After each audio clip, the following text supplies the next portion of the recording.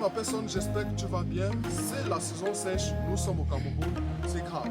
La catastrophe sévit au Cameroun d'à peu près 6 mois déjà, avec des variations climatiques qui ne sont plus contrôlables.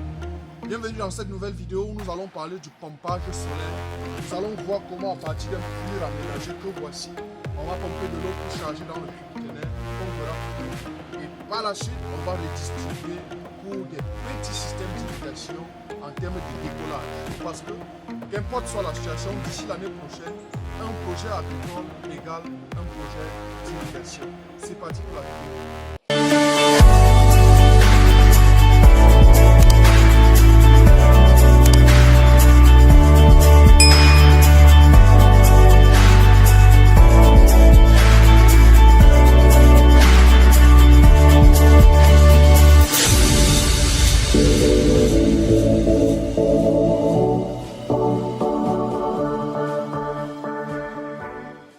Salut à toi et bienvenue sur la chaîne. Sur cette chaîne, je parle d'agriculture, de business, d'élevage et de toutes les technologies afférentes à l'agriculture.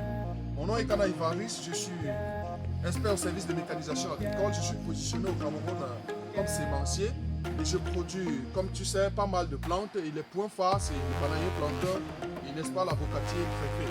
C'est vrai qu'en tant que sémencier, on a plein d'autres plantes et il y a plein de vidéos sur cette chaîne que je communique désormais sur les systèmes d'irrigation parce que c'est chaud. Quand je dis que c'est chaud, c'est véritablement chaud. Dans cette vidéo, plus aisément, je vais vous dire comment c'est possible de faire un dimensionnement clair en utilisant le soleil naturel pour pomper de l'eau dans un puits. Parce que, rendez-vous compte, l'agriculture se fait en milieu rural. Et la première caractéristique des milieux ruraux, c'est l'enclavement. Les routes ne sont pas bonnes. La seconde caractéristique des milieux ruraux, c'est le défaut d'électricité. Du moment où on n'a pas un coup d'eau, du moment où on n'a pas d'électricité, alors les puits aménagés, comparément, ou encore le forage sont les deux solutions alternatives. Et vous me verrez toujours plus proche des puits aménagés parce que le puits aménagé a un coût relativement bas. Avec un modèle pareil que vous allez voir du début jusqu'à la fin, on est sensiblement entre 1 et 2 millions suivant toutes les caractéristiques que vous pouvez comprendre. La profondeur du puits, la hauteur du château, la superficie du champ et tout ceci. Donc, j'en ai déjà parlé avec vous des caractéristiques d'un puits normal et je reprends directement ici. Vous devez faire un diamètre d'à peu près 120 cm, tel que vous voyez, ça c'est en forme circulaire. Vous devez faire un diamètre d'à peu près 120 cm. La profondeur, vraiment. Si on n'a pas fait une étude géophysique préalable, personne ne saurait déterminer. En fonction de votre zone, vous saurez à quelle profondeur vous pouvez trouver la première nappe phréatique ou encore les premières veines d'eau du sol. Dans tous les cas, je ne parlerai pas de profondeur ici. Mais ce qui est intéressant, c'est la hauteur d'eau qui est dans le puits, qu'on appelle la colonne d'eau. Ça devrait être de minimum 3 mètres. Alors on serait face à minimum 3000 mètres cubes. Donc on serait pratiquement en train de charger 3 cubitonnes comme ce que vous allez voir en haut. Bien, précisons donc qu'ici il s'agit du système solaire. Ça c'est le tuyau poli qui permet de faire sortir de l'eau. Ça c'est le diamètre 25. En tout cas, tous les calculs sont faits à la base pour pouvoir déterminer les caractéristiques du matériel agricole tropicalisé à utiliser. Donc ça c'est les gaines qui permettent de transporter le courant électrique ou bien d'enrouler le courant. Or, ne disons pas électrique, disons solaire. Il y a quand même une certaine légère différence entre le courant électrique et le courant solaire. Parce qu'en solaire, on travaille dans des basses puissances.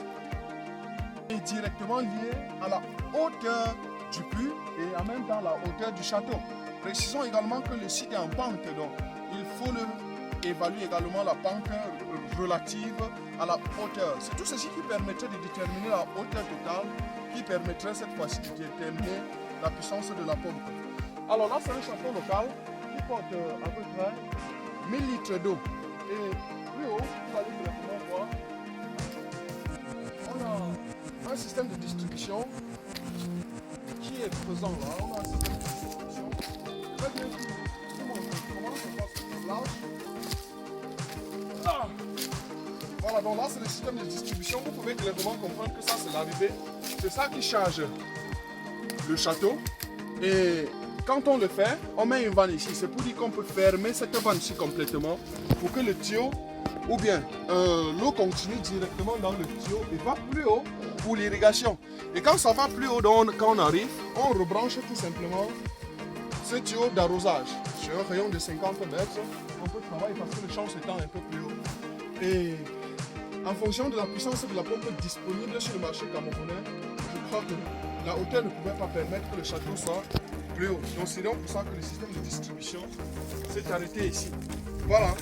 Une fois que cette vanne-ci est donc fermée, alors forcément celle-ci va être ouverte pour que l'eau soit chargée dans le cubitonnaire. Et quand l'eau est chargée dans le cubitonnaire, on va voir ici. Très directement, il y a une autre vanne à la sortie du cubitonnaire qui va maintenant faire sortir de l'eau. Et on a donc tout simplement ce robinet.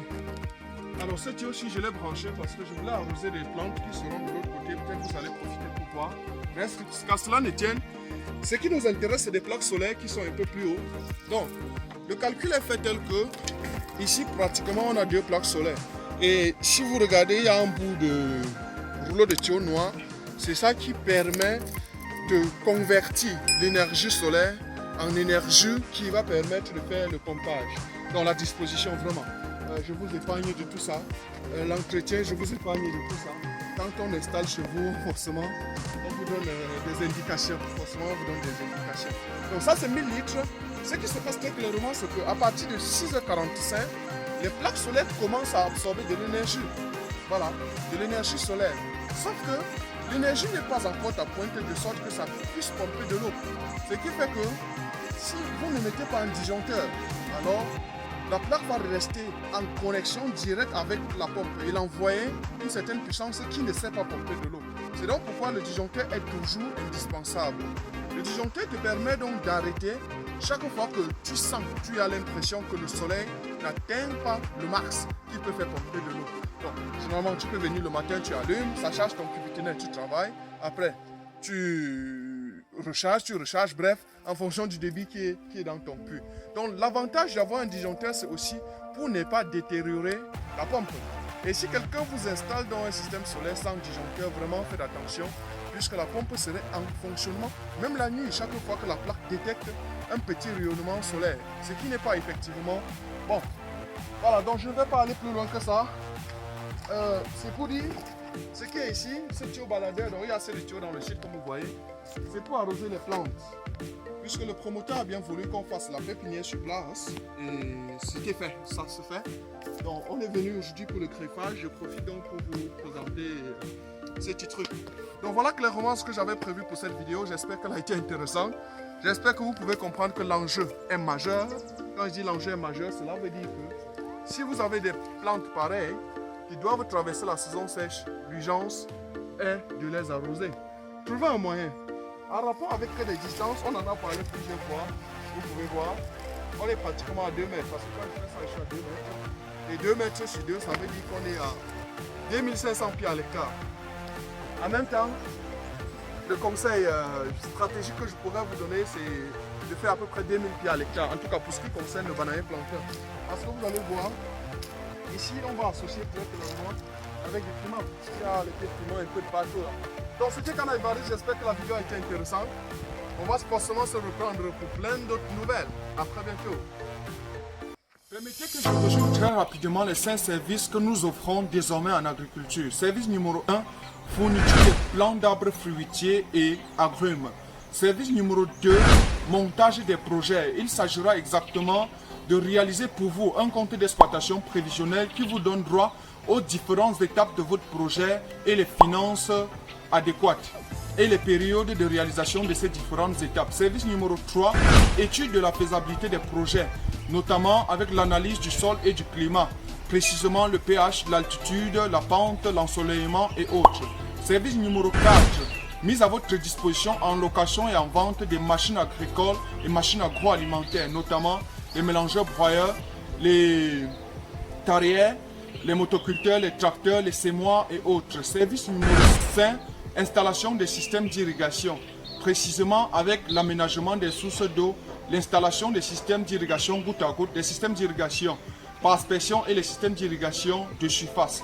Pour clôturer, nous avons mis sur pied un ensemble de groupes WhatsApp en fonction des cultures. Si vous voulez intégrer ces différentes plateformes, écrivez-nous afin de rejoindre l'équipe des éleveurs et l'équipe des agriculteurs.